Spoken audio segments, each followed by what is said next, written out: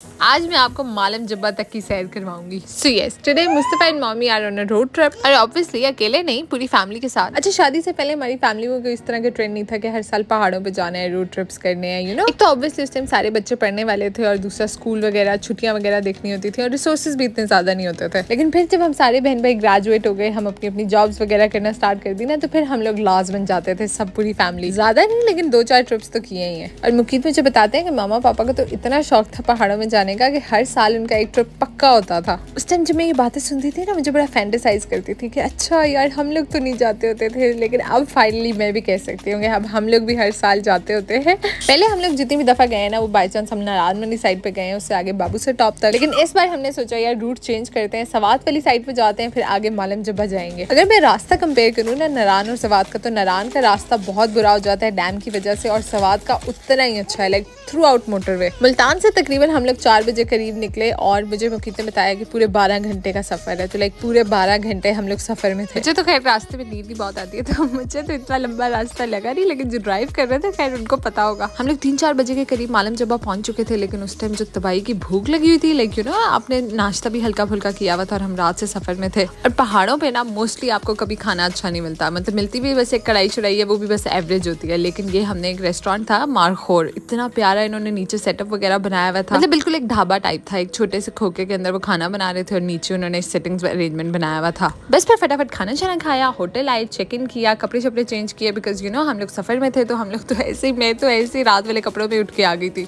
और बस पहले दिन तो आप थके हुए इतने ज्यादा होते हो, तो फिर हम लोग कहीं ज्यादा निकले ही नहीं, क्योंकि मालम जब्बा के करीब ना ऐसे कोई बाजार वगैरह नहीं है जहाँ रौनक हो। तो हम लोग सो गए और सुबह उठे तो ये व्यू था बाहर का। फिर मैंने सोचा कि चलो कोई बात नहीं यार, एक मेकअप ट्रांजिशन कर लेते हैं। आधा मेकअप ना यहाँ पे मैं कर चुकी थी, फिर मैंने यहीं से आगे कंटिन्यू किया। एंड सी द डिफरेंस, सिर्फ एक ब्लश ऑन कितना ज्यादा डिफरेंस क्रिएट कर देता है। और इसीलिए ना मुझे टिंट ज्यादा पसंद है, क्योंकि वो लॉन्ग लास्टिंग भी होते हैं और बड़ा नेचुरल इफेक्ट भी दे रहे होते हैं। मुस्तफा को मैं तैयार शेयर करके उसके दादा दादी के पास छोड़ आई थी, खुद फिर मैंने सुकून से तैयारी शेयरी की। और उस ट्रांजिशन के पीछे ना इतनी देर की मेहनत होती है, लाइक हम जो देखते हैं ना इंस्टाग्राम पे, यार literally it takes a lot of effort and time. Makeup मैंने बहुत लाइट एंड सिंपल ही रखा हुआ था, क्योंकि आप ऑब्वियसली पूरा दिन घूमने फिरने निकल जाते हो, फिर आप होटल थोड़ी वापस आते हो, ना ही आपके पास टचअप्स का टाइम होता है। अब मुझे लगता है कि यार कॉन्टूरिंग इज इंपॉर्टेंट। पहले मैं समझती थी नहीं, इसको कोई फायदा ही नहीं होता, उस टाइम मुंह छोटा होता था ना।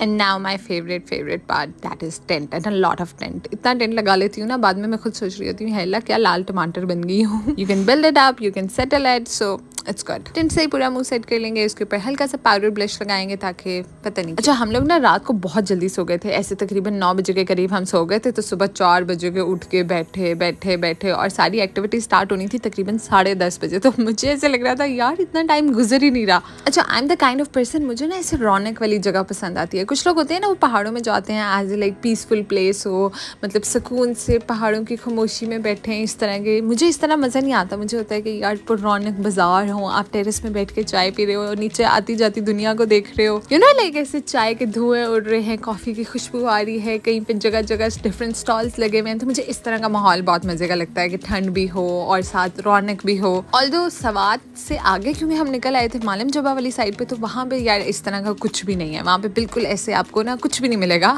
हाँ, एक्टिविटीज़ हैं वहाँ पे मोस्टली लोग स्की वगैरह करने जाते हैं, क्योंकि स्की के लिए मालम जब्बा इज़ क्वाइट फेमस। फिर यहाँ पे इनकी चेयर लिफ्ट है, जिप लाइन है, इनका जाइंट स्विंग है, एक इनका ह्यूमन स्लिंग शॉट भी है। मतलब ये सारी एक्टिविटीज़ मैं आगे आपको दिखाऊंगी। अब मैं ना तकरीबन 7 बजे तैयार शेयर होकर बैठ गई थी और अभी भी मुझे समझ में नहीं आ रहा था कि यार मैं 3-3.5 घंटे क्या करेंगे अब हम इतनी देर। मुकीत साहब भी ऑलमोस्ट रेडी शेडी हो चुके थे, मुस्तफ़ा को भी मैंने पहले से तैयार कर दिया था, तो हम लोग सारे रेडी शेडी होके। मुझे वो चाहिए गोल्डन आवर वाला, गोल्डन आवर शाम को होता है।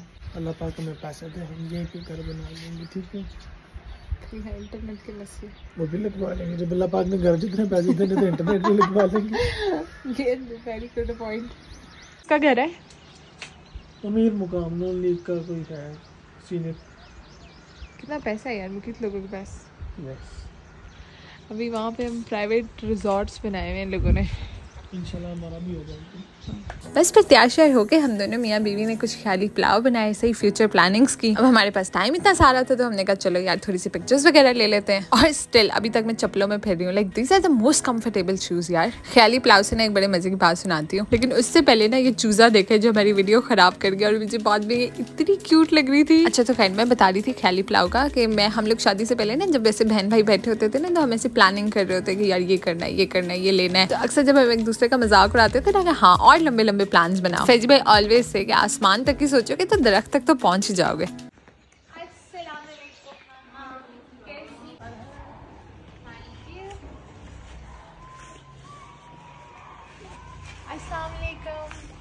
वालेकुम अस्सलाम। हम भी आ गए हैं जी। नाश्ते में उनको कहो हमारी दाल दो।